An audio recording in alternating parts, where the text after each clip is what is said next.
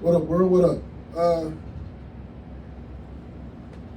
Tonight on hype-radio.com, we're going to do something a little different. Now, I know a lot of y'all are going to be mad and complain and bitch and gripe at me about, drip sessions, but tonight I think I got something a little bit more important to talk about than you guys being able to sit up and sip some wine and relax and ladies taking your shoes off and kicking up your feet and doing all that, and really I don't care, it's still my show and whatever. Tonight we're going to talk about mental health, which I do believe is a priority that is desperately in need of being taken care of, especially about our military. Everybody who is within listening has gone through, whether you want to admit it or not, a depression of some sort. It's different aspects of the game. So I am going to put the spotlight on that subject this evening with a gentleman here to my left who goes by the name of Mr. Matt Decker from, I want to say, E5 Therapy. Yes, sir.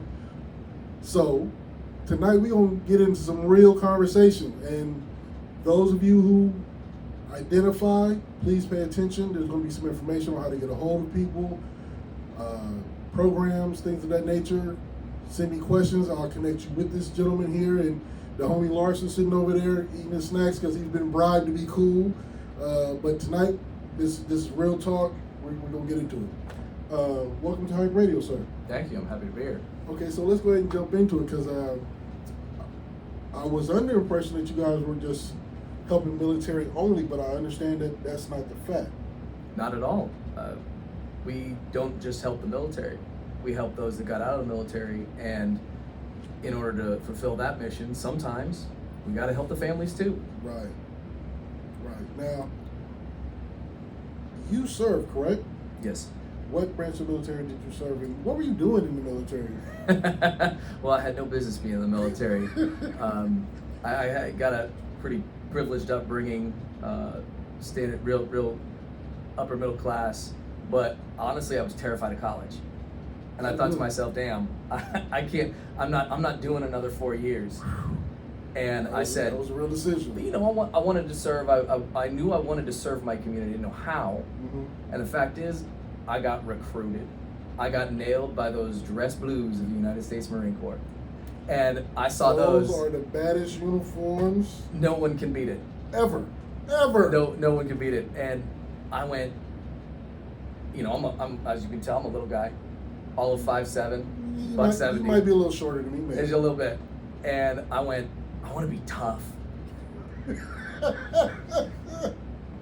That's a good reason to join the military. It's a terrible reason to join. My parents were like, go to college, we'll pay for all 4 years, you got it, no big deal. And I was like, no, I'm not going to college, no. I'm gonna go become one of those. I want those blues. I'm gonna go become a United States Marine, and I will tell you, I got off the bus and I stepped on those yellow footprints. Am I allowed to swear? We can All say right, the just check fuck it, what just you check it. want All to. right. And I got on those footprints, and I'm standing at a jacked up, modified attention, and I'm looking around going, I fucked up. Oh. That's a bad place for the reality to hit. That's a bad place for the reality to hit. But frankly, I would not be a successful human being had I not joined the Marine Corps. How many years did you serve? I did 6 total, and I spent the bridge year 06, 07 in Iraq. Well, first of all, thank you for your service. Oh, my pleasure. Iraq, though? Mm-hmm. What was that like? Born and raised in Arizona. Okay, right? so Phoenix. you were used So to it was basically home with body armor. Well, home with body armor. Granted, I will tell you, I thought the food was a bit better. Wow. I haven't eaten that well since. I'll tell you, I haven't eaten that well since. I was a heavy equipment mechanic. Okay. So standard grease monkey, working on bulldozers and graders, forklifts and things of that nature. See, I told you, every time I go to do something, he wants to have his word. Okay, we'll get to you later, Larson, I promise. We'll talk. We'll get you some questions in. Okay, so you served the 6 years, Yes. came home, Yep. got out of the military. Yep. What did we do after that? we are trying to find a way to continue to serve the public, but just not under the thumb of Uncle Sam. Because Uncle Sam's misguided children gave my incredibly sheltered upbringing a massive update. Boy, what I didn't know about just humanity and where different people come from, I could have filled an encyclopedia of what I didn't know. Wow. So I thought to myself while I was in Iraq, I was actually going to college at the time. I was studying sociology. Okay.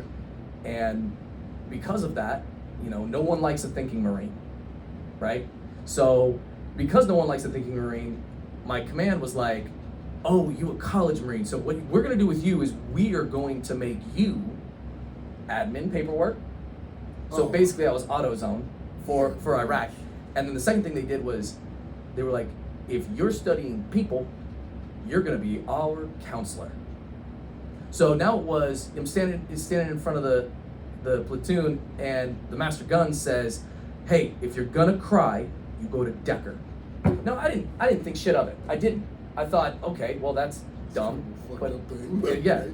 But so, I mean, shit, guys showed up. Really? Guys showed up. Guys showed I up. would think you would have been alone. Right? If I was on duty, guys showed up. Guys from other units showed up to see me. Damn. Now I will tell you, full disclosure, I had no business doing that. I had none. I didn't have enough education, and I was literally just trying to keep guys in the fight. Wow. And so it was, hey, got a call from my mom. She's on pills. I'm afraid she's not going to be there when I get home. All the way to my wife's having an affair, and somebody else is at home raising my kids, and I'm trying to find out how to drive over an IED so that my kids get my life insurance money. Oh, you were getting serious. Oh, I got stuff I had absolutely no business. I had no business handling any of it. But the fact of the matter is the stigma of mental health in the military. Mhm. You don't go to the psych techs. You're impacting mission readiness. And so, without a better resource, I thought to myself, I can hold space for these guys. Okay. And so I did. And for better luck than sense, everybody came home alive. Everybody came home alive. Wow. That's crazy. It's deep. So I'm in Iraq. I know I want to. I'm out of Iraq. I get back to the States. I'm discharged a year later. I'm like, I gotta figure this out, Okay. because I think I can do this. And I finished my bachelor's, and I'm out of the Marine Corps, and I'm like, it's time for a master's. And so I go to the University of Southern California, Okay. Virtual Academic Center, first cohort. So it was the first time they'd ever done anything like that at USC. And I get my master's. Nice. Congratulations on the Masters. I'm not gonna lie, I didn't think I had it in me. A lot of people don't. But, you know, and here's something I can say about that is, when you find your passion, when you find your calling, Nothing stops you. nothing stops you. I went from high school with a 2.8 GPA. My bachelor's, I had a 3.25. And I mean, honestly, USC let me in because I was the token Marine. No joke. They didn't have any other Marines. They had the Army in there, they had the Navy in there, they had the Air Force in there. They had everybody there. There were no Marines. And I was like, hey, diversity hire. Take it how you can get it. I'll take it. I mean, USC is one of the top 10 programs, Hands down.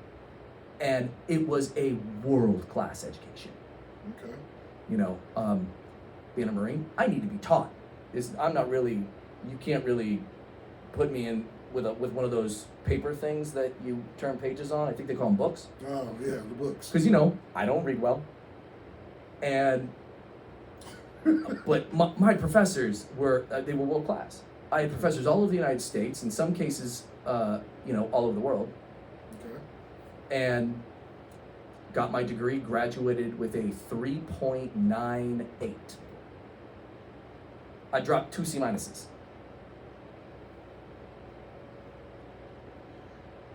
High school, you were passing. Barely. You doing enough to play sports. Yeah. You went overseas, Mm-hmm. and then you decided to become a scholar when you got back. Wow, that's really about being really about what you want to do. The man that loves his job never has to work a day in his life. And Yeah, since I've starting heard that E5 before. therapy, I haven't worked a day in my life. Now, let's go ahead and jump into that because you passed. Yep. You got USC. You got your paperwork. You're official. Did you already have the idea of E5 in your head, or Nope. I wanted to work for the VA for 25 years. 30 if I could pull it off. now? I don't want to talk bad about things, but those that I have talked to who have had to deal with the VA Yeah. really don't have too great of things to say about it. That's fair. But let's be fair on both ends. It's a massive system, right? Massive system. And they are doing the best with what they've got. What most people don't realize is the VA is very restrictive. There's only so much the VA is going to let you do as an employee. And there's a ton of restrictions on it because it's a government agency. Yeah, but it's a government agency that's supposed to help the people who went to work for the government agency. Yes. So why not give them the world? The short story is budget. Okay, we just sent somebody billions of dollars in Ukraine. That's a whole nother issue with me. Sure. If we're able to do that, how come we're not helping here? Well, from the medical side, Medical side. in my experience, the VA is doing okay. Okay. I mean, as good as Kaiser, and I have Kaiser. Okay. I'm a Kaiser patient. Well, I'm a VA and Kaiser patient. But on the mental health side, now I worked that realm, Mm-hmm. and so what I can tell you is that the VA wants people on the mental health side to have a caseload, but they want the entire thing full. And when your job on the mental health side is to hold space for other people, if you've got 40 clients a week, that drains the battery quick. You're not really doing anything. I mean, Right. That there's nothing you can do. all you're doing is holding space, and you may not even be doing that well. I will tell you, the VA is one of the highest paying employers for mental health. But here's the thing: their mental health professionals, they burn out, and then all of a sudden they don't have enough, and then it goes to relying on community partners to pick up that slack. Okay. Now, within the bureaucracy, needless to say, I got a little chewed up, and it was difficult. And when I was in, the VA was going through budget cuts, Okay. and it came down to a few of us that were on the chopping block. I got put on the chopping block 2 years in a row. And at that point, I said, I had been approached by a nonprofit that said, come work for us. Okay. Did the negotiations and, basically to make my supervisor's life a little bit easier, I bowed out of the race. Because the team we had at the VA, at my VA, was fantastic. Okay. It was fantastic. We were really doing the job. That's good. Even the job we weren't supposed to be doing, we very rarely ever got caught. But we were doing the job. We won't speak on that. We won't want to speak on that. And so when it came down and I was looking at a situation where it was no win for anybody, I just bowed out because I already had a job offer from a nonprofit. Okay. And so I bowed out and I went into the nonprofit sector. That's a whole different world. It's a whole different world. It was a ton of fundraising. I was at the leadership level. So at that point I had become a clinical director. Okay. And I moved, I did my best to make sure that the clinical work and the clinical education that the staff needed, that they were getting that, and I was traveling a lot, and all of a sudden, again, budgets get tight. And now I'm no longer able to educate the staff the way I need to as a clinical director. Mm. And it was 100% donations funded. And I felt like we could have used our money in different ways that would have been more respectful of the donor dollar. because as a nonprofit, you got to respect your donor's dollar. Have to. You know, I'm a curious guy. You ask about the numbers for that specific nonprofit. They were looking at 27 cents to raise $1. Okay. I mean, you know, I'm told that's the industry standard. Pretty much. You know, Sucks, but it's sucks. pretty much. Yeah, right. And so, as they started to restrict my job, Mhm. being a Marine, you know, I have a tendency to Act out. push boundaries. Yeah. Be an asshole. Sometimes. Yeah. Yeah, that happens. Definitely happens. Yeah. And so I said, you know what? I think I can do this better. I think I can do this whole thing better. And since I was already a licensed clinical social worker, I went, I'm going to do this on my own. So at which point I sold my car, got $4,500 for it, and bought a Mac, an iPad, and rented an office. And we kicked this whole shit show off. Now, I'm assuming you left them and created your own space. In every thing that is good, there's always what we like to call haters. Mm-hmm. The clinic that you had left, were they kind of blocking what you had going on because they wanted you to stay, or were they surprisingly being helpful in your situation? On the VA side, they've always been supportive. Okay. In the VA, they knew me as the dog guy. Anything that had to do with service dogs or emotional support animals or just pets in general, Mm-hmm. I got a following over in Solano County. Okay. And so, you know, people would talk about the VA dog guy, and all of a sudden my phone would ring, and I'd start taking calls. When I left the VA, my director and a lot of the staff continued to support. And when I left the nonprofit sector, since I wasn't operating within the service dog realm Mhm. directly, they pretty much left me alone, for the most part. Okay. So that was pretty much the iPad, the Apple laptop, the rental office was the birth of E5. Yes, How long has E5 therapy been open for business? since 2020. The week before COVID shut down. My marketing plan was so good. And then I opened, and the next Monday, I'm gonna go launch my marketing plan, which included the VA, all the local mental health agencies, the Department of Defense, everything. And it all went right into the circle file. And I went, oh shit. But you survived it. Found a way. Now, see, that's what people want to talk about. COVID, the pandemic was like a bad thing.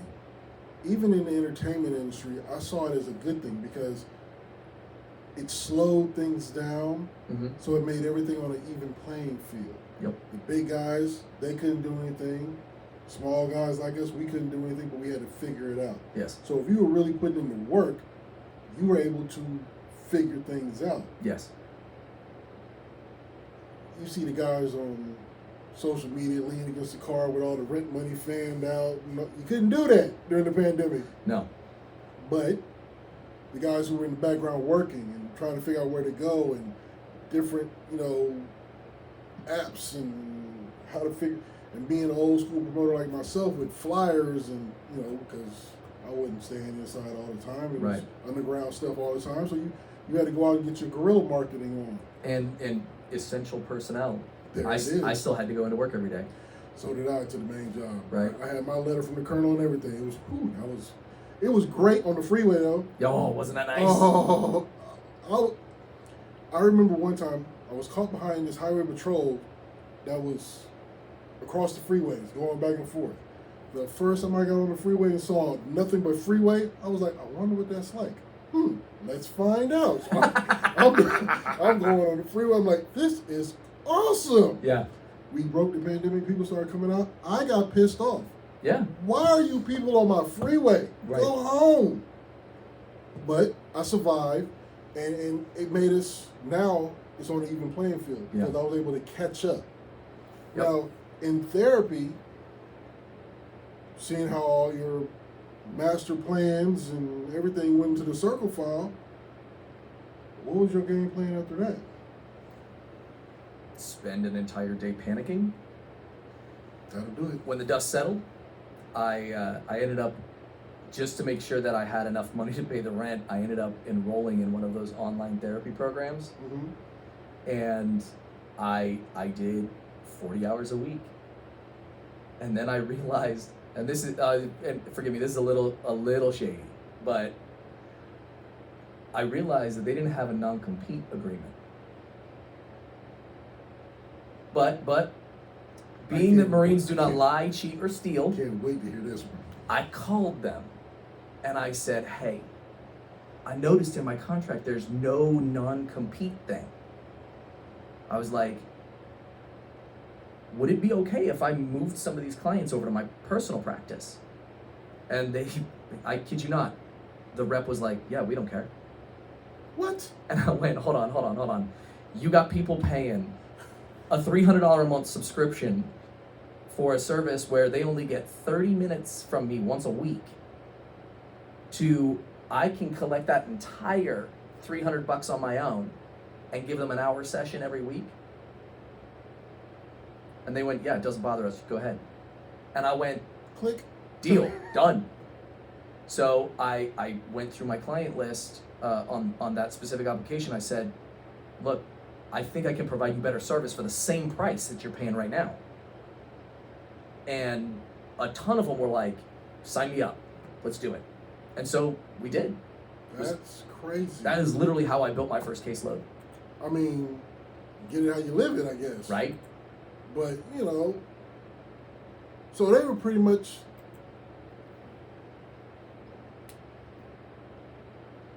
they did all the cold calling for you. Yeah, absolutely. And all of the marketing, because they would literally just continue to file clients onto the platform. And I would ask people, look, if you want to pay me instead of them, I'll afford you a better service. Right.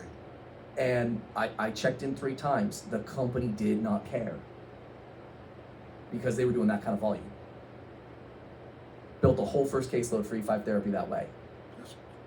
Of course, while pursuing contracts with the Veterans Affairs Department, the Department of Defense, the Kaiser Permanente, trying to get all the insurance contracts. Because one of the things I believe about mental health is that paying for mental health should not create more distress in your life. If you can't afford mental health services and you still need mental health services, that's where the nonprofit kicks in. Okay. So, okay, I see it.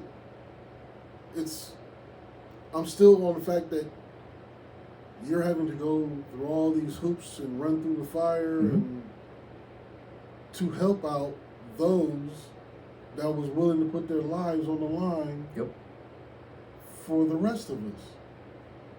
That's still crazy to me. But I don't know a more deserving individual than those that have signed on that dotted line. Right. There is none. No. You literally want to just give your life away to protect those who...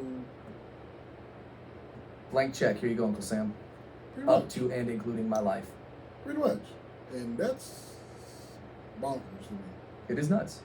But, it is what it is, I guess. God bless those who are willing to make that sacrifice.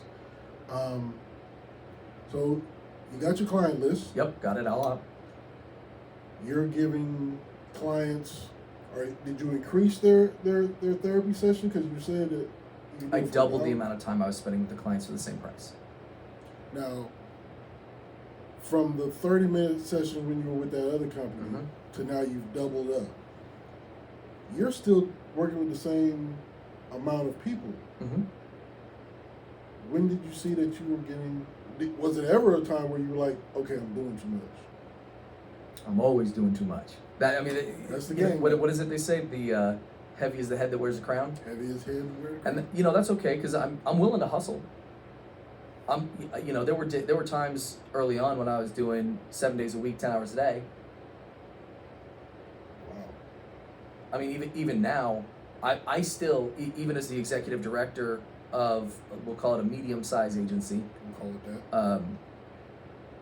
I'm still pulling 60 a week, depending. It's a lot. Yeah, but I love my job. I get it. I saw 7 clients yesterday.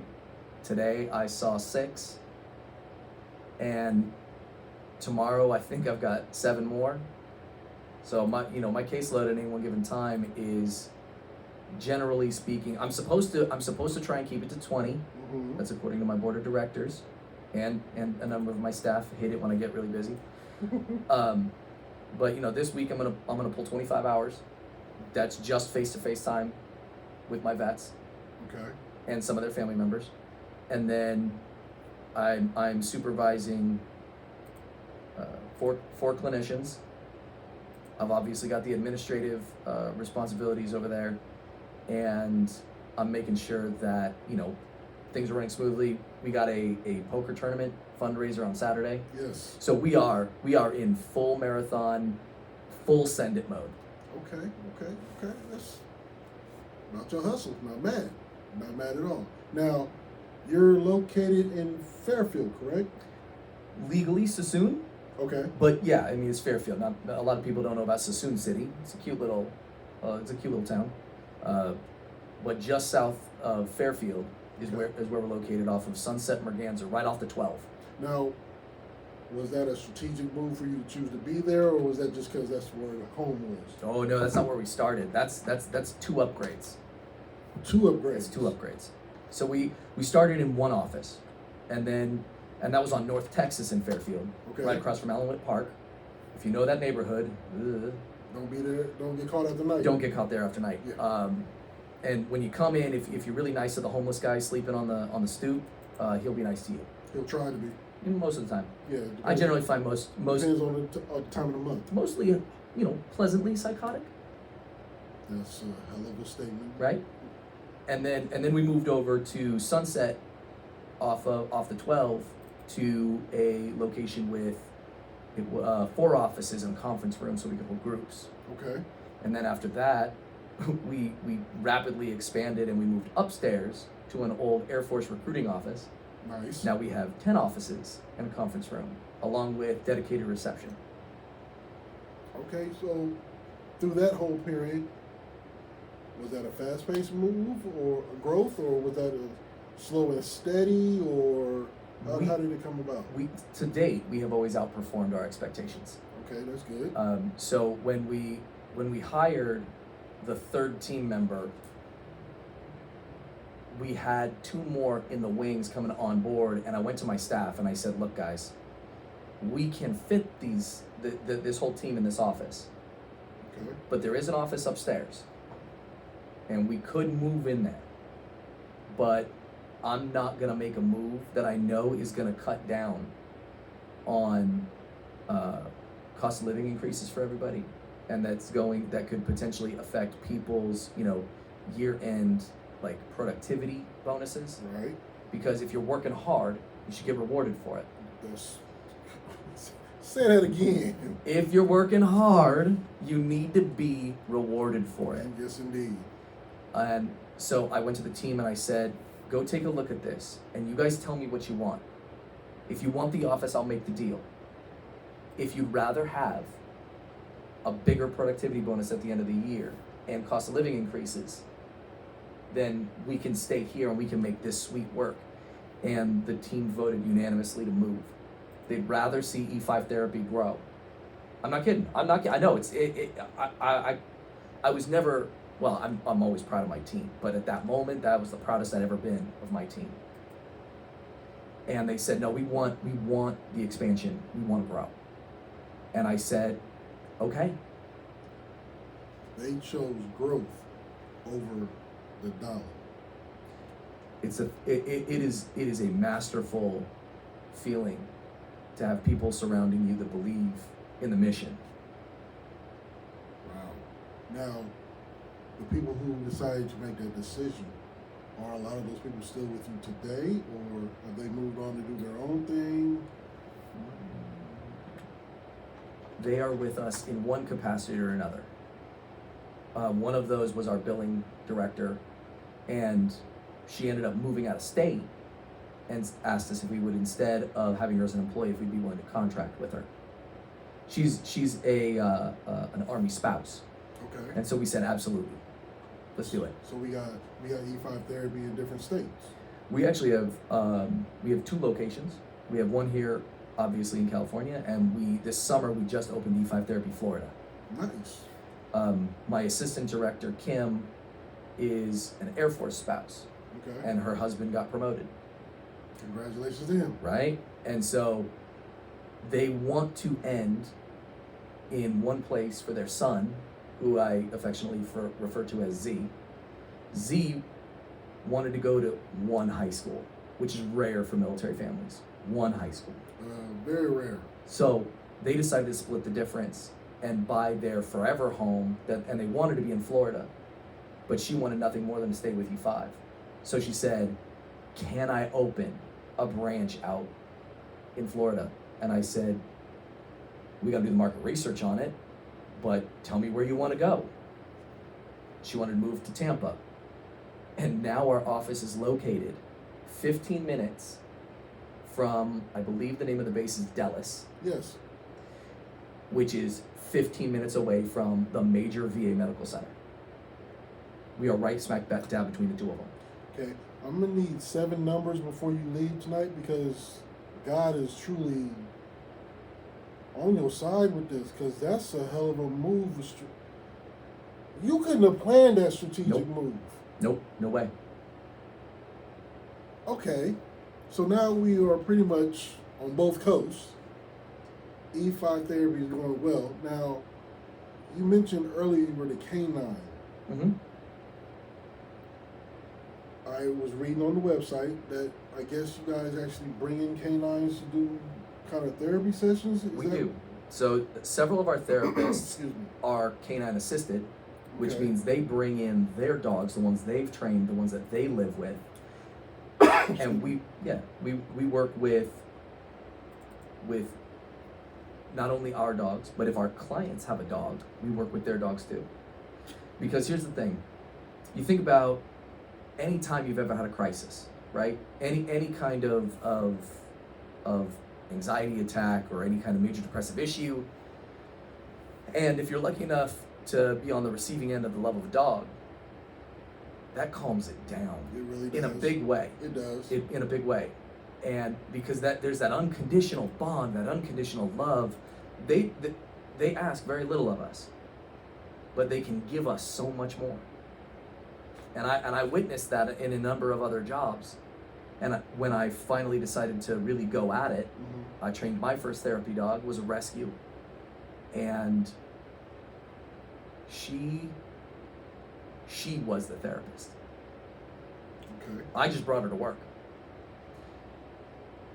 I can legitimately credit her with preventing 1 school shooting That's saying a lot. and 2 suicides.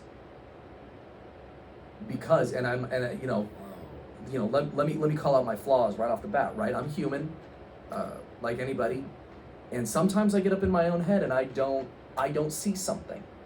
Okay. But my very first therapy dog, her name was Maggie, and she, in regards to that situation with the school shooting, she laid across my client's lap and refused to move off of him. Refused, absolutely refused. She would not. I even pulled her by the collar.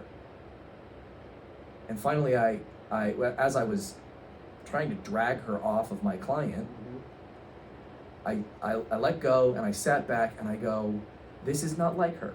Something's wrong here. What am I missing? So I checked back in with the client. I said, hey man, she's trying to tell me something. This doesn't make any sense. What is she trying to tell me? Do you have any idea? Which led to the disclosure He told you that's what he was thinking about doing. after he left my office.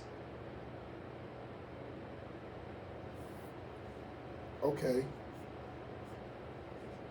There's no class on the planet that can prepare you to hear something like that? I kept composure, but I will tell you, my entire body was vibrating. There's no other way to describe it. My entire body was vibrating. And I'm thinking to myself, sitting there going, how does my dog know that there is that much rage in this kid? No idea. I will tell you, that was the moment where I was like, this is going to be part of my practice for the rest of my life. Because if I miss it, I want the dog to tell me, right, hey, you're fucked up. No, check back in. Why are you being so stupid? I'm a Marine. I take orders well. Now, if only I could teach him to speak English. Yeah, that'd be a miracle in itself. Wow. I don't know how I would react to something like that if somebody told me that over the phone. I've had some friends be in some bad and some dark places, but to literally be told on the phone, this is what I was thinking about doing after leaving your office. Now, with the magnificent, magical puppies that you have, Mm-hmm. how many do you have on, I guess I could Staff? say staff? Yeah, no, we on our website, we actually have them listed as staff canines. Okay. So we've got Larson, who's in the studio with me. We've got Wiley, who's a German Shepherd mix. He's still a puppy. He just turned 2, but I'll tell you, Wiley's going to be 1 in a million. We have a couple of what we just kind of call front of house dogs. Okay. Donut, who's a German Shepherd. The dog's name is Donut. Well, so he came from an Army vet who Okay. also did time as a police officer, and the vet got the dog from a breeder, and his thing was, every cop needs a donut, so he named the dog Donut. But life circumstances, they change, they get hard, and so he had to give the dog up, and so he called me up. He's like, "Do you know anybody?" And I said, "I might know somebody." And my office manager, or my operations manager, actually adopted him. Nice. Or her. Donut's a her. Donut's a her. We also have a Shiba Inu named Kona that also lives with my operations manager. And then the clients that bring their dogs in, I mean, they range. They range in size, breed, all different colors of the rainbow. Now, is one breed better than another? Is one race better than another? No, I guess that answers my damn question. Move on to the next question. And hey, look, we all got talent. It's about making sure that we can exercise those talents and make sure that when somebody's going to tell us something, I'm not going to judge a 10-pound Yorkie versus, let's go real hyper masculine with it, one of those Belgian Malinois. They both speak. They both provide love, support, comfort, and they can both talk if you're prepared to listen. That's an awesome way of putting it. Okay. Now, doing, I guess you could call it your passion? Yes. Calling. Your calling on this planet to sit up and give help to the people like this, because it's not just military, you take care of civilians also. Sure. Is there ever a situation where, say, you're out someplace, have you ever noticed somebody maybe kind of going through it, and you've been pulled off from your family or stopped what you were doing in your errands and gone and, hey, let's talk kind of situation? Has that ever happened to you? Sure, in differing degrees. And if you really want to have your mind blown, my wife is a therapist as well. So you can imagine. You got any kids? Yep. Oh, my God. And I'll tell you, those therapists for my kids are going to earn every dollar. But usually if I'm going to approach somebody, I'll tell you, my wife is a much better therapist than I am. Okay. And usually she's looking at me going, hey, look. And I'm like, okay, what do you want to do? And she's like, let's go talk to him. Okay. I mean, it's just, we were in line at the airport. We just gotten back, or we were just about to start our vacation, and then there's a woman in front of us, and she is just going through it. You can feel it coming off her. She's going through it, and my wife just puts her hand on her back and says, "Hey, you need to talk?" And she turns around, and the tears are just pouring down her face. And we go, "What's wrong?" And she goes, "I'm fine. I'm just upset." And my wife and I know better. So we go, "Okay, we hear you. But you're obviously not fine. You're obviously upset. Obviously. But it strikes us that you're in pain. You know, maybe offload a little bit. Tell us what's going on." And come to find out, she was traveling to a destination where she went with her best friend every year. And her best friend had died by overdose earlier that year, but the tickets were already booked, and so she made a commitment to herself that she was going to go. And we were in line waiting to clear customs, and she just couldn't. She just couldn't. So we just stood with her. We talked with her. We asked her about her friend, what she liked best about her friend, what they did while they were on location, and you know, we let them vent off and have those emotions. You know, gave her a hug and let her know that it's okay to grieve, because she months prior had gone through a major loss. Right. And just holding that space for somebody was all she needed. Now, if you constantly hit something, it breaks down. Mm-hmm. As a therapist, you're hearing everybody's pain. Mm-hmm. Do you yourself sometimes get to the point where you want to talk to somebody, or is there like some secret thing in you that you can self-therapy yourself? How is that? Because for me to sit up in an airport and see a lady crying and to tap her on the shoulder and break her down to tell her what the situation is, and to know that she used to go someplace that we were going with her friend for years, and her friend just passed from an overdose, like, that's got to take a toll on you. I know it's your passion and the calling and all, but you know, have you ever man, you ever seen those TikTok videos about where blacksmiths are folding steel, and the more they hit it, the harder it gets? Yes. I'm steel. So you get callous to the God things? no, God no. If you're getting calloused, you're heading toward burnout. You're heading straight to burnout, which basically makes you an ineffective therapist. Right. Every interaction I have, I value because someone has trusted me and shared something with me that, because of the society we live in and the construct that strangles us whole, they didn't feel like they could just reach out to the person next to them and say, "I'm in pain." It is an opportunity, it is a privilege, it is an honor to be able to hold that space and to help them dispel some of that overwhelming pain. Now, you being a Marine, Mm-hmm. and I'm an Air Force brat, raised by a Southern father who was military police, so I have a lot of insight on a lot of different things. As men growing up in a certain era, Mm-hmm. you're taught, show no weakness. Don't cry. Better not cry. I'll give you something to Or cry give about. or get a reason to cry about. Absolutely.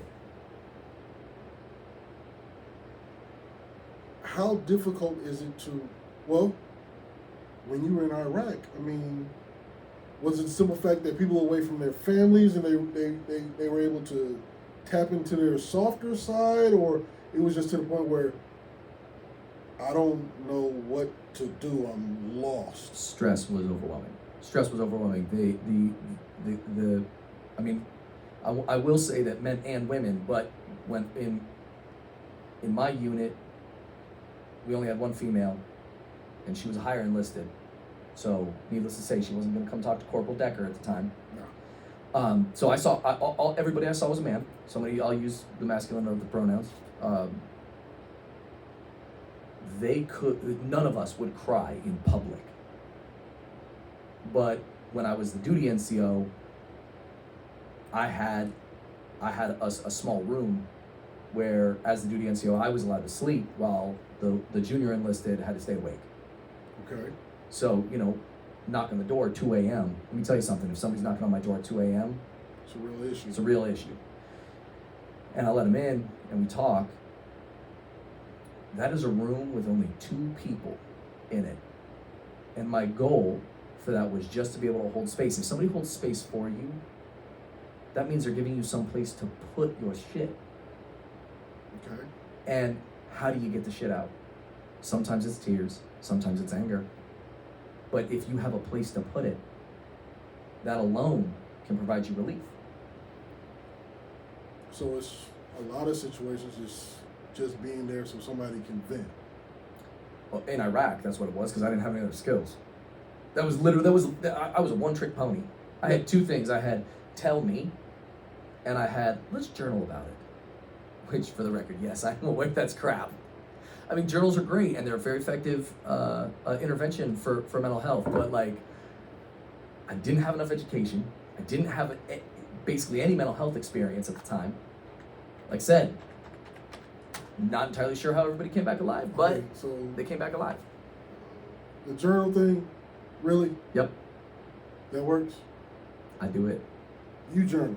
Oh, you asked a question. You asked if I see mental health. Yeah. Hey, no, you know what? I drink the Kool-Aid. I love it.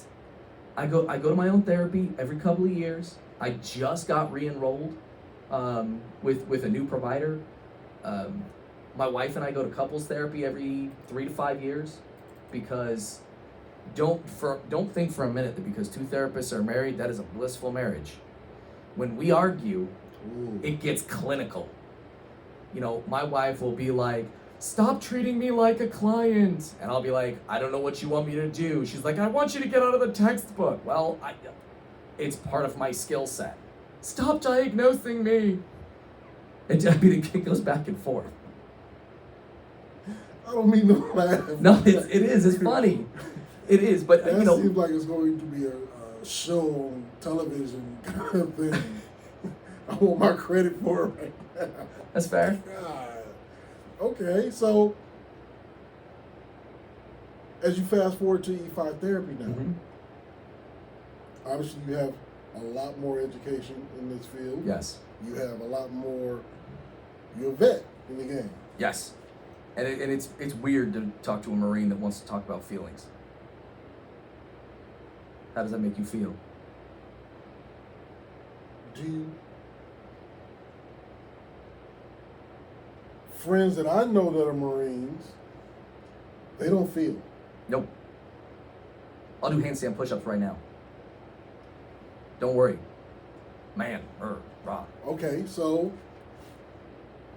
well, I guess if they've come to you, Yeah. they want to be helped. They don't feel, in Iraq, they didn't think they had any other place. Now today, I mean, we work real hard to break the stigma. And Okay. when they come in, don't let the sport coat fool you. I'm just every other guy. I take a humanistic approach. I treat people like, I don't know, people? I don't treat my clients like patients. I don't treat my clients like clients. I treat them like people. And with those, if I was still a mechanic, would I help you with your car? Yeah, Hell yeah, I would help you with your car. especially if you were my mechanic. Regardless, if I'm just your friend and you're like, hey, I got a Yeah. brake issue, I'm Yeah. gonna help you. Same thing. Right. So if I treat the people that come to see me with the same regard, that, hey, you're gonna come here and get help, I got a unique set of skills and I think I can help you. Okay. It is 2 humans sitting in a room, one that needs tools and one that has tools. Now, the fun part is you don't have to give my tools back. You keep them. Okay, you got great ways of looking at things. I feel like I'm in a therapy session. What the hell? Now, how does that make you feel? Hey. Look, I will tell you, and you can ask any of my staff, that is the question I hate most. How does it make you feel? Yeah, in fact, from my regular clients, I will look at them and I will go, really? We're going to do this today? Fine. Therapist question. And they know automatically. It means, how does that make you feel? That's a real threat. Oh, yeah. Because I'm all about making sure that people get the function of mental health. Look, and for all you out there, like, let me be very clear. The function of mental health is that you go into the office, you do the work, you build coping skills, you build insight into what's driving your distress, and then get the fuck out. Take those tools, go live your life, do the things that you want to do to make sure that you're able to live the quality of life that you want. You're not supposed to spend a lifetime in therapy. A lot of people think you go into a therapist, you're never going to leave. Right. I'll tell you what, my goal is to have everybody out by a year, max. Now, doesn't happen for everybody, but about 75% of my current caseload is within a year. The other 25%, you will collect some long-termers. The 75-year-old Vietnam vet that legitimately needs a place to go to offload, reality test, and talk real. Okay. Because those are the boomers. Right. And I will tell you, that generation struggles with feelings because they raised us. Yeah. Those are real men of the men. Back when the ships were made of wood, the men were made of iron. Got your arm cut off and just put a Band-Aid on it. Yeah. Keep going. Rub some dirt if in you it. had a Band-Aid, Yeah. rub some dirt in it and be done with it. Shit. But here's the thing. A lot of those guys will walk into my office not wanting to talk about feelings, not wanting to talk about emotions. And after a handful of sessions, I've never told anybody that in my entire life. And I can't believe how good it feels just to have another person in the world holding that. Just for a minute. And I'm not talking light stuff. Right. I'm talking war crime level stuff that a veteran had literally carried for 50 years. Their wife doesn't know. Their kids don't know. Because in their mind, their wife wouldn't understand. Maybe she would, maybe she wouldn't. The kids wouldn't understand. I've had Vietnam vets walk into my office saying their kids don't believe in PTSD. When I can show a clear pattern of PTSD from the time that veteran got back from Vietnam all the way to current era. Now he doesn't talk to his kids. Okay. It's brutal. Okay, so let's talk about PTSD. Okay. I know we're running long, but I'm really into this. When did that become a real thing? It's been a real thing forever. The question is, when did we realize it? Yeah. So we realized that PTSD was a thing in the earliest phases of World War I. That long ago? Yeah, but we called it something different. We didn't call it PTSD. We called it soldier's heart, shell shock. Okay. We called it, we put things like combat neurosis. We've called it a lot of things until really about, we'll call it Desert Storm.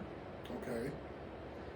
We kept seeing it, but it really didn't become commonly distributed, very commonly distributed, only in the last 20, 30 years. Is that because we were trying to avoid it, or we just couldn't identify it? Both. Okay, so now we fast forward, we know PTSD. Yep. is there okay, is it the same in every person, or is it different? What's the word I'm looking for? PTSD is expressed differently depending on the type of PTSD, how long the PTSD's been around, because symptoms can morph. Some, people think it's just reliving experience, avoidance, and arousal as the 3 primary symptoms. But there's subtlety to all of that. There's a lot of subtlety. Reliving and re-experiencing can be like a Lifetime movie flashback. It can be that real. But it can also be a split second where a memory flashes in front of your face and you see something in your natural world that is misinterpreted as a threat. Then you have avoidance. Before the war, he used to like to go out and party. And now after the war, he don't want to be in crowds. Then there's arousal, which basically is kind of like being hypervigilant. He left for the war, carefree, he came back, and now he checks the locks 3 times and, sleeps with a machete next to him. The world is a dangerous place, but it wasn't before he left or she left. I mean, it was, but when you go to war or serve to go to Iraq, I mean, that's not like just going downtown. Right. You're going to places where you're hearing booms and where you're automatic gunfire. You're acutely aware that everybody around you wants to kill you. So stresses the nervous system. So is that what PTSD is? Is it just stress, or? No, it's multiple systems. It is traumatic incidents that spark a biological reaction in the brain that shuts down a part of the brain called the hippocampus. Don't fall asleep, I'm not going to talk neuroscience, I promise. But it shuts down basically the filing cabinet of the brain, which makes it impossible for your brain to put memories in time and place. So if you think about it kind of like the desk we've got here, if memories were paper and there was paper everywhere, anytime a fan blows or the wind blows, you get boom, something pops up. Okay. PTSD is like that, and the goal of the treatment of PTSD is, in some cases, to try and put those memories back into the filing cabinet of the brain in the time and place they belong. Because I would tell you, they don't belong here. They don't belong now. Because here is SAC. Here is 2020, or when is 2024? But I left Iraq in 2007. So if I can test of where I am and when I am, and something flashes, how quick can I recover? When I got back, I couldn't stand air raid sirens. Well, you remember 2007? And hip hop was full of air raid sirens. Still to this day. Yep. It's one of my most hated sounds to hear. You're right. And when I got back, the weekend I got back, I went to a wedding with my girlfriend at the time. Okay. Bad fucking idea. I had to leave because my heart and my adrenaline was pumping so hard and so fast because every other song started with a damn air raid siren. Damn. Does not happen anymore today. Okay, so first of all, I'm assuming and I'm hearing you said you have or had PTSD. Yes. Is that just every military person? Some people are more resilient than others, and for the record, resiliency does not equal strength necessarily. Okay. Is it certainly a characteristic of strength? Sure, absolutely. But is anybody with PTSD lacking in strength? No, absolutely not. One of the tenets of therapy, especially if you're doing stuff like groups, is you never compare trauma. Okay. Because what traumatizes one person may not traumatize another. Right. And so when we're working to treat these symptoms, and in fact, it's funny, I talked to my therapist today about the PTSD responses that I'm having in my stress levels these days, because all of a sudden I will go into what my wife and I refer to as drill instructor mode, and I start dictating. Okay. And it's when in my case at least, when my stress level gets too high, I have to go back in time and utilize effectively, bad behaviors to be able to control my environment. Such as? Well, I mean, the knife hand and dictating at my wife what is and is not going to happen. Like I said, if you think two therapists are going to get it right all the time, you're wrong. We are not going to get it right all the time. And, and I was wrong. And, I seriously doubt she is listening to this right now, but she will probably get a hear of it, and I'm going to have to apologize to her at some point, because I probably shouldn't have, knife hand at her. But, like I said, I drink the Kool-Aid. I go to my therapy today. Okay. Ex-Marine. Yeah, no such thing.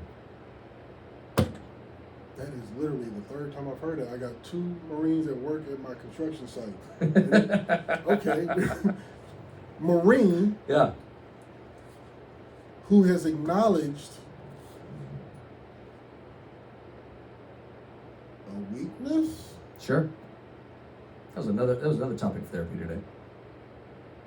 How difficult was it for you to go to therapy? After getting my master's, not all that hard. I didn't go before. And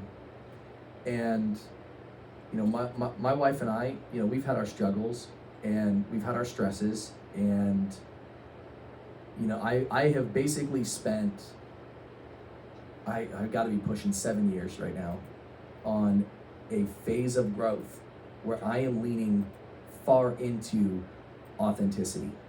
Okay. Really being who I am, vulnerability, being able to express that, and making sure that I'm honest about it. That's a lot. I got the master's, and I've spent the better part of a decade on it. It's brutal work. Okay. Now, somebody who's not military, Mm-hmm. somebody who's had something traumatic in their life to where they have shut down. Mm-hmm. It's what Sacramento likes to call our homeless problem. Mm-hmm. I've seen a lot of homeless, and from work that I've done with the Regional Transit before, they've taught us some things to kind of notice. Like if you see somebody on the corner screaming and yelling and talking to themselves, they may not be crazy, but that's their defense mechanism. Do you get a lot of that comes through E5 therapy No. door? So when it comes to, and actually this is my wife's specialization, when it comes to the pervasive and severe mental illness, things like delusional disorder, schizophrenia, schizoaffective disorder, and anything that is going to require intense psychiatric, so medications, Okay. that are going to need to be regularly monitored, we generally will refer those to a clinic that's more suited for that. Okay, so what level is E5 therapy at? So we are considered the community-based mental health outpatient clinic. So we can, and we actually do have some clients who are stabilized on medication with schizophrenia. It's within our wheelhouse. But people that are unstable will need a higher level of care that we can give them. So for those of you that think that mental health is all about pills, E5 therapy does not have a psychiatrist or a nurse practitioner on staff. We are exclusively the function of mental health, which means we're going to get in there with you and build the skills, build the insight. We will do psychoanalytics and psychodynamics. It'll be fantastic. It's a lot of mayonnaise words. Right. It's most of my $5 words. But we're going to help you figure things out. That's the function of mental health. If it's not something we can do because it requires a chemical intervention, Mm-hmm. we're going to make sure that we get you to the people that you need to get stable.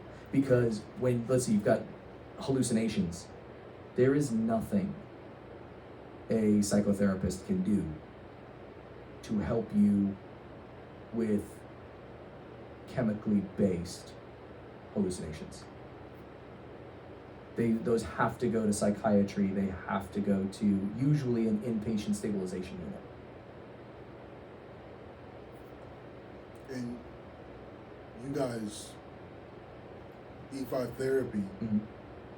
as you sit and talk with this person, they tell you their situation. That's how you decide if they need to go see somebody else or Yes. whatnot. We're going to, I mean, we do this with every client, every session, is we make sure that they're able to understand who they are, where they are, when they are, and that's usually just conversationally based. I've done it with you 3 times already. I'm scared even. But we're going to make sure that they have everything they need to be able to leave our offices Okay. a whole human being, and that's let me drill that one home. You go to therapy, right? You have an insight, a breakthrough, and maybe you break down in tears. Okay. Here's the thing. I'm not going to let you leave my office until we put Humpty Dumpty back together again. Okay. So, there have been times where somebody has a breakthrough. Sometimes breakthroughs are painful. Sometimes they're just a light bulb and you feel great. But sometimes they're painful, and when that happens and somebody's breaking down in my office, if I have to, I will politely excuse myself, go to my waiting room, look at my next client and be like, I'm handling something right now. We need to reschedule. And every veteran on my caseload knows, if I have come to them and they are already sitting in the office waiting for me, and if I'm coming to them and I'm saying, I need to reschedule, I'm handling something, they know that I do not do that lightly. And that now my goal for who's ever actually sitting on my couch is to help them finish the process and make sure that they are whole enough and emotionally stable enough to leave my office and function with their husband, with their wife, with their kids, with their in-laws, whomever they have to go home to. Because we're not here to cause more distress. All right. We want to make sure that we finish that work before you leave my office. That's important. That's a lot. It is. And you go to that place every day and deal with it. Like Disneyland. Yeah, but with nightmares. Yes. We don't, and that's a good point. Going to therapy, yeah, are we going to talk about feelings? Sure. But at the E5 office, we fight demons. Day in and day out, we fight nightmares. We teach people how to control. It's a long process. Now, like yourself and the others in your office, is there like when you bring somebody on to the E5, Mm-hmm. what qualifications do you look for in that person other than their education? Because even though education is great, Yep. common sense is priceless. Correct. So is it like, I've always said you can be the smartest, look smart person on the planet, Mm-hmm. but if you can't get on the sidewalk and decide which direction to go to be safe or not, you're retarded. Yeah, common sense is It's not so incredibly common important. anymore. Generally, I find, and I almost exclusively hire what we call associates. Okay. These are people that have graduated and they don't yet have enough experience to get a full independent license, so they have to be supervised by somebody. Okay. If they have enough gumption to get all the way through the masters and they're coming to me, I'm looking, in a perfect world, I'm looking for a veteran who doesn't sound anything like me. Sounds weird, right? Very. Okay. For everybody out there, I'm not going to be the right therapist. I may be the right one for you, but I may not be the right one for the person to your left or the person to your right. And there's nothing wrong with that. But if I can get, if you're sitting on my couch and I've identified, wow, I'm not the right guy here. If I've got a diverse set of clinical voices in my office, then my office can help. So your associates, Yes. it's not one thing that you're looking for in that person, it's different things. So Absolutely. you got every color of the rainbow in your office. Yes. So you can pretty much cover most things. I won't say everything. Yeah, it's hard to get everything. But yeah, most things, and everybody has a different clinical voice. Everybody. And whenever we do interviews, I bring all the staff onto the interviews. I will make an applicant show up to our team meeting, and it is No trial pressure. by fire. No pressure. No, because I want to know, are they going to speak up? Okay. Are they going to speak out? How are they going to speak? And are they going to be able to come in and both handle criticism and criticize equally?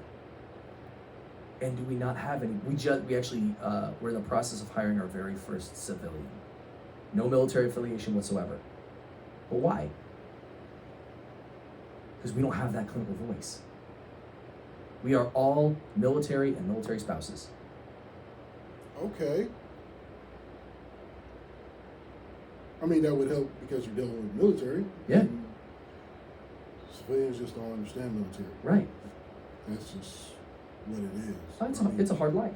It is. And it's From the person in the military to their spouse to their children. I'm a military brat. There is nobody I know who has lived the lifestyle that I have. right. Like, moving to a base, 3 weeks later, you got to move to another base. Mhm. 7 high schools Mhm. that you only supposed to spend 4 years. And like, I get that. So, hell, I lived it. But why are you bringing on a civilian now? Like, what took so long? It's the first one that ever applied. Really? So in my office, I've got military artifacts from the Civil War to current era. The place might as well be a museum. By all means, come check us out. You're 9 to 5 base, or 8 to 5.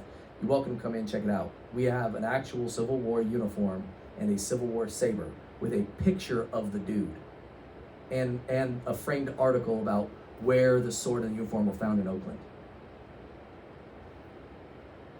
Can you imagine? Uniform and sword found in Oakland? Yeah. Now, I've seen some crazy things happen in Oakland. But how did a Union soldier's Yeah. uniform end up there? Old houses, Damn. and they found it in the basement. Now, why do you keep all these artifacts in the E5 therapy? Because history is important to remember. History will remind us what is good about us, and it'll remind us what's bad about us. How can we make sure we don't repeat those mistakes? You ever come to my office, you will walk through the front doors, you go around a corner, you go into where all the therapists have their offices, and you will see a giant black American flag. And the reason for the black American flag is because the original purpose of the black flag was to establish on the battlefield that no quarter will be given to any enemy combatants. Everybody dies. But that's a representation about how we feel about what's underneath the flag. And it's all Nazi memorabilia. Yep. We actually, one of our artifacts is actually a Nazi banner from Dachau, the concentration camp, that is signed by the members of the U.S. Army that liberated the camp. Now we keep that stuff back and away so that people don't get triggered by it. So that people don't ever think that we support those ideals, hence the reason we have it covered in a black flag. Because we will give no quarter to the ideals of that party, but we will be damned if we are going to forget what true evil looks like. Now, so think about that. You walk into that office and you're a civilian. What's the first thing that's going through your head? What if I walked into it? Yeah. And look, there are plenty of people. There are plenty of people we have offered jobs to, military affiliated, one way or the other. And they go, I just don't think E5 therapy is right for me. And I thank them for that honesty. As soon as they send me a mail, I don't even get upset. I'll put out a job offer and they'll say, no, thank you. And I will say, I appreciate the fact that you know enough about yourself to know that this isn't the right spot. So I'm good for it. Wow. Wow. I will tell you that does take some serious vulnerability practice. Because I know a lot of people, they put out a job offer, they feel like they're extending out their hand. Mm-hmm. And when somebody rejects the job, they feel like their hand's been slapped. Right. No. That person is looking for some fulfillment in their life. They're looking to, they're seeking happiness. They don't think they can find it at my agency. Good. I'm okay with that. Thank you for being honest with me and having enough fortitude to say, I don't think it's right for me, instead of taking a job. And wasting your time. Wasting my time, taking the pay. And possibly putting somebody in danger. So, Wow. it's intimidating for civilians to walk into the office and see all of that. And then all of these veteran and spouse that all know the military. Mm-hmm. So with this guy coming on board, I'll tell you what, I'm excited. Because everybody, me, myself included, we are going to get an education from him.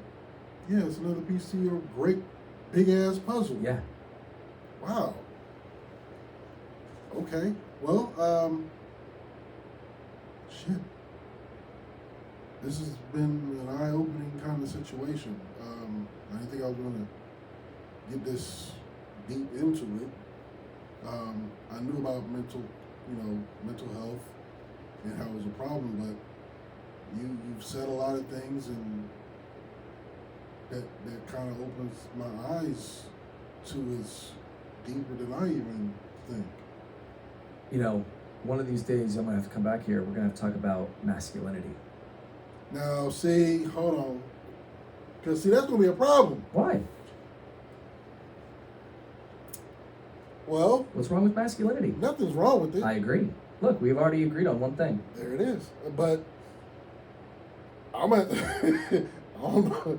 You already talked about you've already hit me 3 different times with analyzing me. I don't know if I'm gonna do that one real well, but it's whatever. But yeah, definitely have you back, because this is something that I would definitely like to continue to do with you and help out with your organization as much as possible if I can. Yeah, that would be great. By all means, feel free to forward anything that any of your listeners have out there, questions. I give presentations all the time to different military departments, different military branches. Sometimes I even talk to a dog club because they like the idea of canine assisted therapy. But here's the thing. I always give everybody the opportunity. I say, look, there's a therapist in front of you. I'm not going to judge you. If you got a question, ask it. Now, as hard as it may be for somebody to dig deep in their soul and allow somebody else to look into it, it's harder for somebody to dig into a pocket or a purse and be able to cover the cost of some of this stuff. A lot of times that would deter somebody because, I'm not sure what E5 therapy does as far as that, but you go to licensed therapists or psychiatrists, that's not a cheap date. No, it's an expensive date. So how does E5 therapy help with that? If a lot of the military, some cats retire and they get it good, but Yep. some of the cats that you were speaking about don't have it like that. Right, so we got 2 options. We've got contracts with all the major insurance providers. Okay. And we're always happy to bill out what's called a PPO, which is basically a kind of like a pay-as-you-go kind of insurance. Okay. And happy to do that. If that's not an option, and you are a veteran or a family member of a veteran, or even if you live in a house with a veteran, you can come to our office and you tell us what you can pay. And we will subsidize the rest. Wow. Is that normal practice? No. Because that seems like that's And that's why we got the poker tournament. When we get people that donate money to the agency, 100% of the money we receive goes into a dedicated account that only pays for veteran services. And let me be more specific. It only pays for veteran services at what it costs us to keep the doors open. There is no overhead markup on it.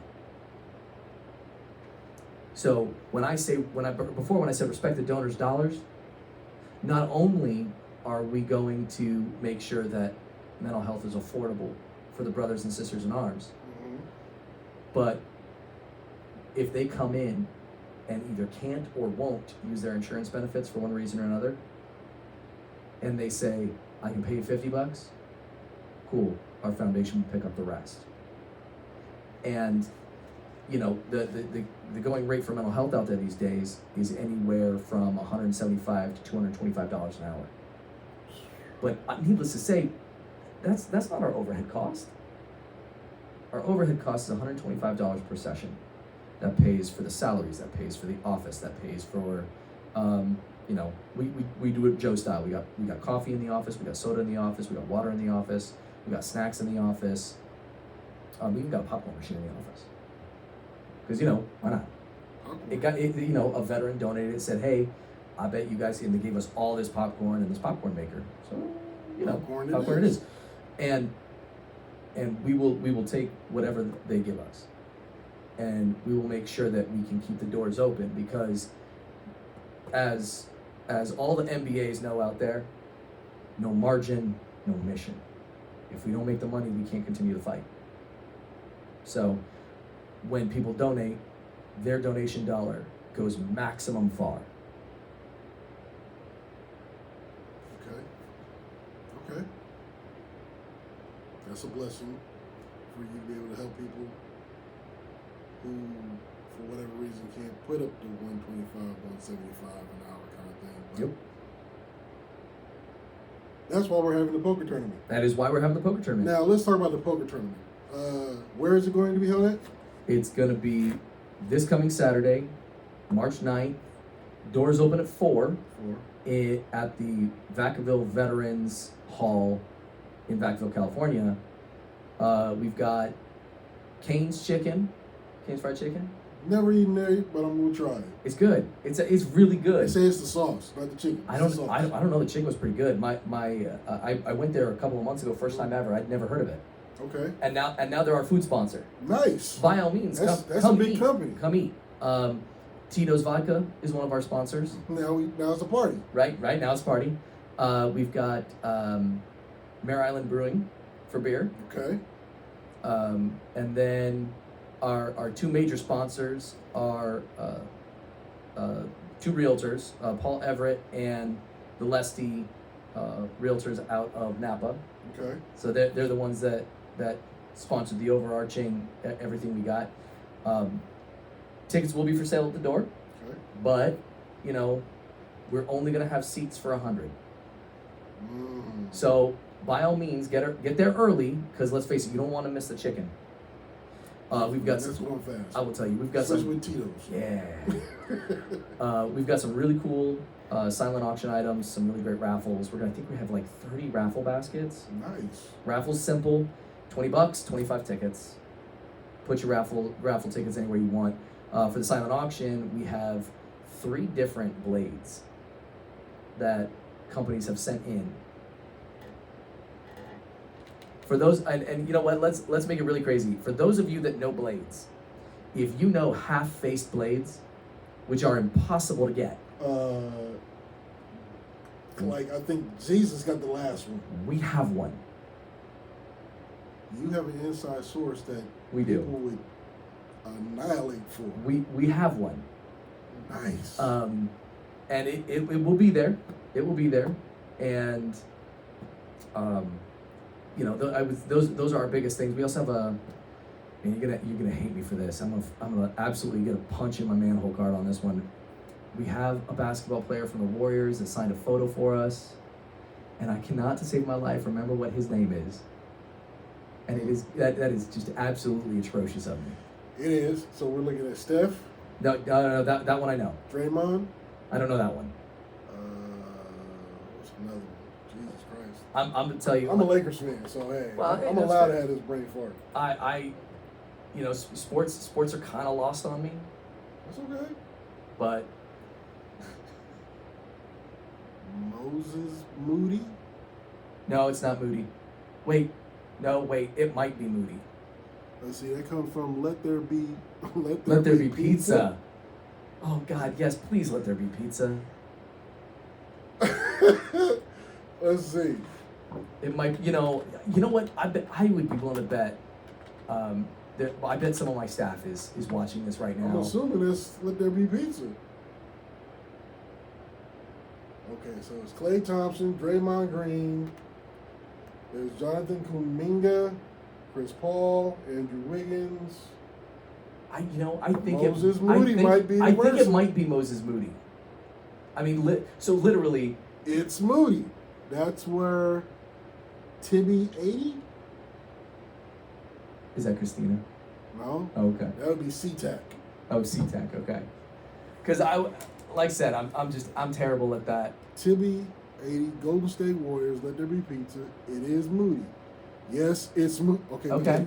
we get All it. right. It's Moody. We got it. Sorry. Definitely Moody. Okay, so you got memorabilia signed by Mr. Moody. That's awesome, though, because there's a lot of bandwagon Warrior fans out here. Some gave all 85. I wonder if that's Kevin. Kevin, if that's you, hi. There's a nonprofit for a Gold Star that a Gold Star father runs named Some Gave All. I was hanging out with him this past weekend. Good Okay. guy. Nice. Now, being in the military and me working in the military now, and all of your associates being military, Yeah. is there ever a situation where if you're walking down the, it's your office manager, you crayon eater? Yeah. Okay. You may not want to put that out there. Yeah, the fact of the matter is that's Mike. He's Army, and we don't hold that against him. But I will tell you, there is some fantastic ribbing that goes on at my office. We've got the Army, we've got the Navy, we got more Air Force than we would like to admit, and we technically have Coast Guard branch transfer. We don't have any Space Force yet, but I'm going to tell you right now, they don't get a spot on my wall or on my truck until they have their own damn boot camp. That is when you become a real branch. Other than that, you're just an offshoot of the Air Force. I'm just saying. And for the record, for those of you that might want to know, red is my favorite flavor of crayon. Now, Bring me red crayons. beginning of my project I'm working on now, I have my safety guy was a Marine. Is And, sorry, Kevin, he's right. Is a Marine. And the crayon thing came up, and it was crazy to me. I'm like, really? That's a thing? You know how many edible crayons I have in my office right now? If I know the person that I know who works there with you, oh, you probably got tons of crayons. I got 3 sets of edible crayons in my office. Some are bubblegum. What is the crayon thing, man? Who started that? I have no idea. They should probably teach it in Marine Corps history class, but they don't. You know, right after they finish talking about Chesty Puller, most famous Marine. Chesty Puller. Chesty Puller. I'm going to look that up. He's Colonel Puller. Colonel Puller. God damn it. All right, cool. Thanks. Awesome. But, you know, the crayon thing, that's if I'm looking up something and I'm gonna be.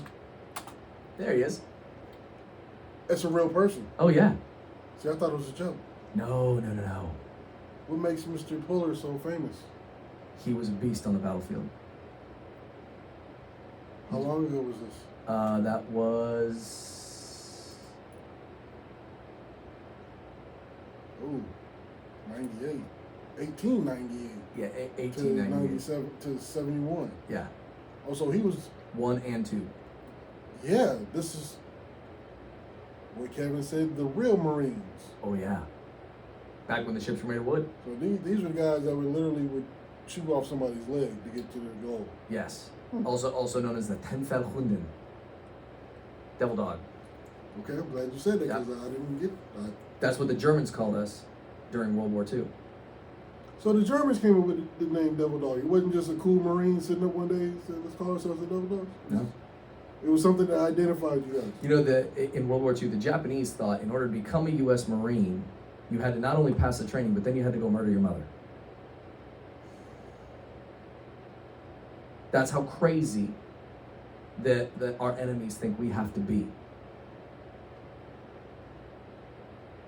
And I will tell you that, you know, there's a lot that goes into that training. It's close.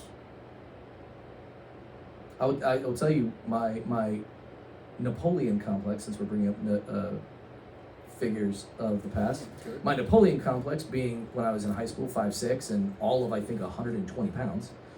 You literally was a paperweight. I was a paperweight. Went away. When I got out of Marine Corps boot camp, I had no more fears. I used to have a fear of roller coasters. Fear, gone. That is what Kevin said. Fear is nothing. Yeah. Okay, well, can't do nothing but hey, respect that. Right? Okay, so it's how much buy-in to the Corps tournament? $75 buy-in. Okay. And then if you hold true to our motto of don't fold on our veterans, go all in, the rebuy is only $25. Okay.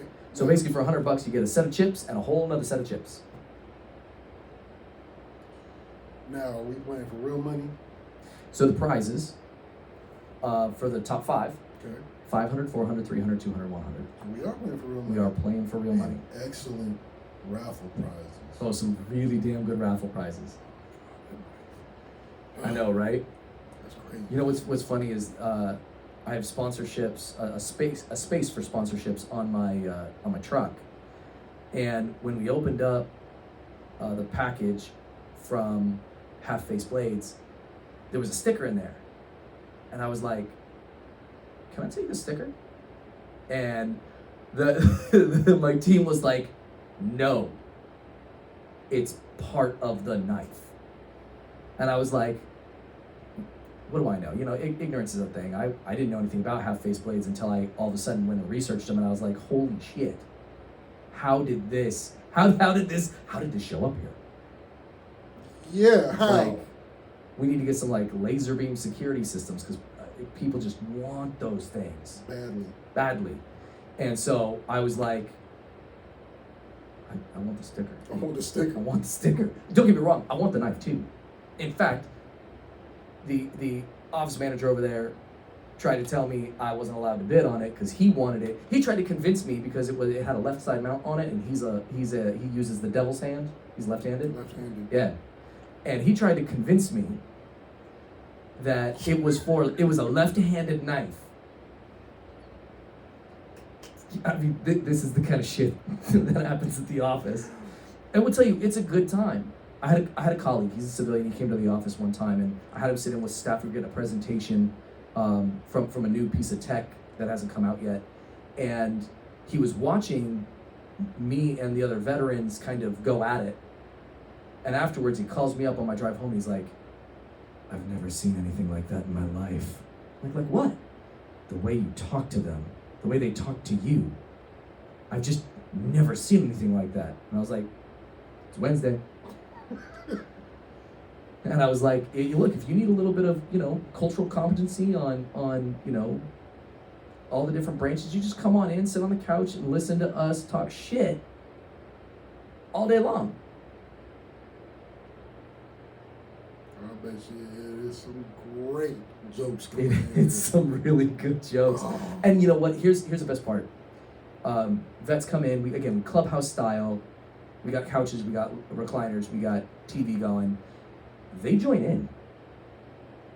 I mean, if you are allowed to insult your therapist, and they're good with it, that's a pretty good therapist.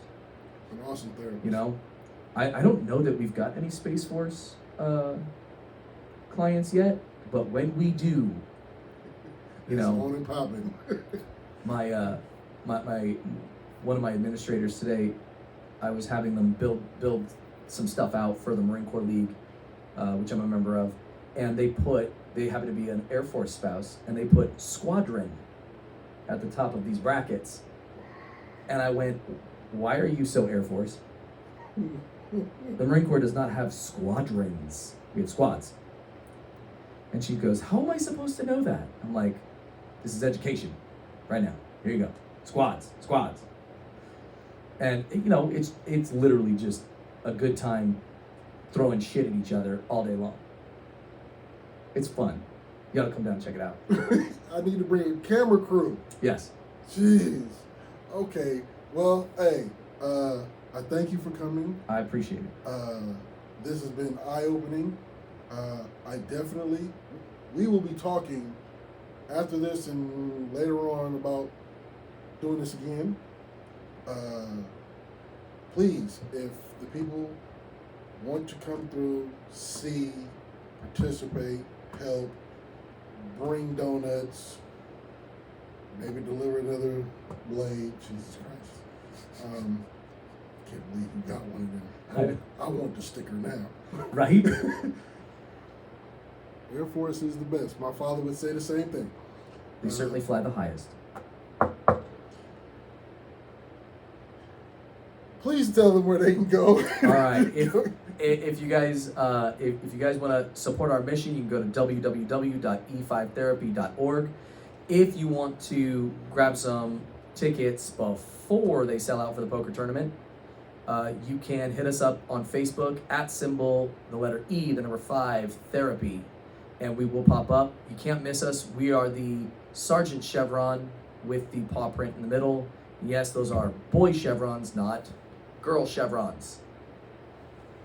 Air Force, Navy, Coast Guard. All day long. Looking at you all. Remember, boy chevron. All day long in office. 3 stripes, paw print in the middle. That's for the dogs. What's the sound of freedom? The mod deuce going off. That's what it is. It is not jet noise. Oh, I wonder if that's Kim. Is that Kim? Tibby 80? Is that Kim? We got Kim It's coming the sound of jet noise. Actually, the sound of freedom is actually our Wi-Fi network. Yes, it's Kim. Yeah. Wait. Yes, it's definitely All right. The sound of freedom is not jet noise. It is the mod deuce putting down rounds for suppressing fire. That is the sound of freedom. This is every day in office. This is, I mean, I don't know how many of my staff are watching this. Why aren't you all in bed? You need to sleep so that you can be functional in the morning for work. Well, I'm glad they were. But yeah, no, this is. I had to reboot the system while we were interviewing because somebody was like, couldn't get it across the station, so I had to reboot it. We're up. I hope you caught it on the station. We're there. But this definitely will be on YouTube, and I'll be sending the link here so everybody will get everything that E5 Florida is represented all the way from Florida. Yeah. Dude, you know what time it is there? You know, okay, so we have a diagnosis for this. It's called insomnia. Yeah. I mean, I'm lucky I'm not pumping right now. Yeah. Didn't it one? One. It's 12:48 over there. See, that's dedication. She's on fire for the mission, just like the rest of the staff. I mean, you can't fake this kind of stuff. Yeah, 12:48. Yeah, I mean, I'm serious. You can't fake the amount of dedication these people have, and the amount of work that they do day in and day out to not just hold space, but to make sure that they continue to hold space.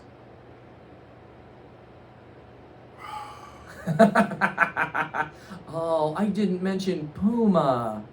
Puma is the just the jazziest little French bulldog with the biggest attitude in the office, and that includes both German Shepherds and the Golden Retriever sleeping at my feet right now. Like, that dog's got enough personality to fill at least 2 like Great Danes. Puma and I have a relationship built on, I would throw Puma out of a plane without the chute, You know, holding an anchor, propelled by a rocket. Puma, that's the best way. Puma has more attitude than anything else on the planet. Puma thinks that Puma is the size of a T-Rex. yes. Puma has to eat the greatest of foods. Puma, I'm trying to figure out how Puma fits in at the office, because if Puma doesn't like you, you're not getting therapy that day. Right. Well, so Larson, my co-therapist. By the way, fuck Puma. Don't like Puma. He's like, Larson's like, no, this is too much. I don't want any part of this. And he will literally go hide under my desk and be like, no, we're not doing this. And we have an 85 pound German Shepherd Husky mix with a bunch of other dogs in there. But Puma will grab that dog by the neck and flip him over. His name's Wiley because he looks like a coyote. And I'm telling you, Wiley's 1 in a million dog. But Puma will grab him and flip him over like he just, like there's gonna be nothing left of Wiley by the time this is over. I love Puma because I do believe Puma has helped out SeaTac in so many ways. But the process that it took to get Puma where Puma is now, oh my God. I mean, I'm thinking we could work on some boundaries with Puma. You let me know what you want to have happen. Let me see if I can make it happen for you. Fire. Lots of fire with Puma in it. Oh, you got time for a joke? Oh, we got time for All that. right. How do you make a cat say wolf? How do you make a cat say wolf? How do you make a cat say wolf? How? Pour gasoline all over it, flick matches at it. And on that note, if you got to get a hold of E5 Therapy, he's already given you the information. Follow him on the gram, E5 Therapy, located in Sassoon. Yes. Please come out to the poker tournament. Give some money, lose some money, win some money. If you win the blade, come talk to me. We'll work something out. Office guy, the left-handed thing, that was great. That was great. Every damn day like this. That was great. SeaTac, you know how I feel about your damn dog Puma. Yeah, this has been the Spotlight here on Hype Radio. Make sure you follow us on the gram. Hype Radio is real.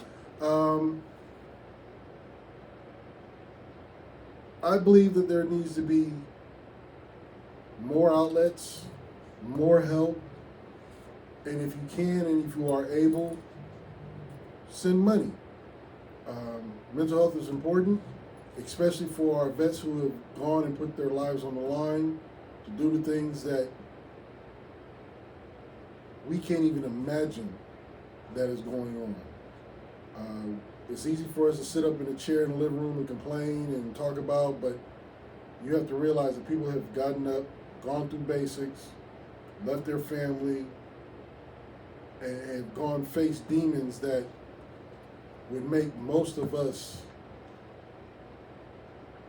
cower in a corner.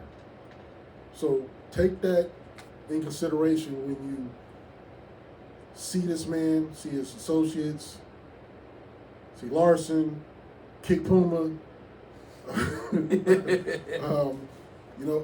Help is what it is. And, the funds aren't there pouring, but if you need help, E5 Therapy is a place where you can go, either here or in Florida at 1255 in Florida. If you have a problem getting a hold of E5 Therapy, please reach out to us. You can hit us on the email, itshyperadio@gmail.com, and I will forward any information. I want to see people get help more so than sit there and suffer. I believe we're in an era now where it's okay to have feelings Yes. and show concern and stuff like that. It's the new fad. Yeah, it's definitely a new fad. I don't quite No understand cap. it. Yeah. Damn, we went there. It's for Gen Z. I'm learning so much about this new I generation. can't even stand that fucking phrase. No cap. And that and pause. Hold on. But how do you feel about the Riz? I don't. Yeah, I know. I don't feel. I've been bugging my staff with that all week, That's horrible. just because it irritates them. Yeah, stop it. Stop it now. Stop it right now. But please, if you need help, if you know somebody who does need help, please reach out. These people are willing to help you and give you a platform, a place where you can go and feel free to talk about whatever and get the help that you need. This is Hype Radio. This has been a spotlight on mental health. I'm your man, Shadow. This gentleman here is Matt Decker to my left. He's trying to win a knife Oh yeah. this Saturday. He's probably going, I'm going to say now, he's probably going to be putting in his little raffle tickets under a different name. He's going to probably be somebody. Oh, that knife is silent auction. That knife is silent auction. I'm telling you, I didn't know shit. We at the minute we got that thing in, it went silent auction. So I mean, by all means, like I'm a social worker, so I'm not gonna win it. Okay, let's see what happens. I'm your man Shadow. This is Hype Radio, and we out here. Y'all, please take care of each other. Be safe. C-Tech.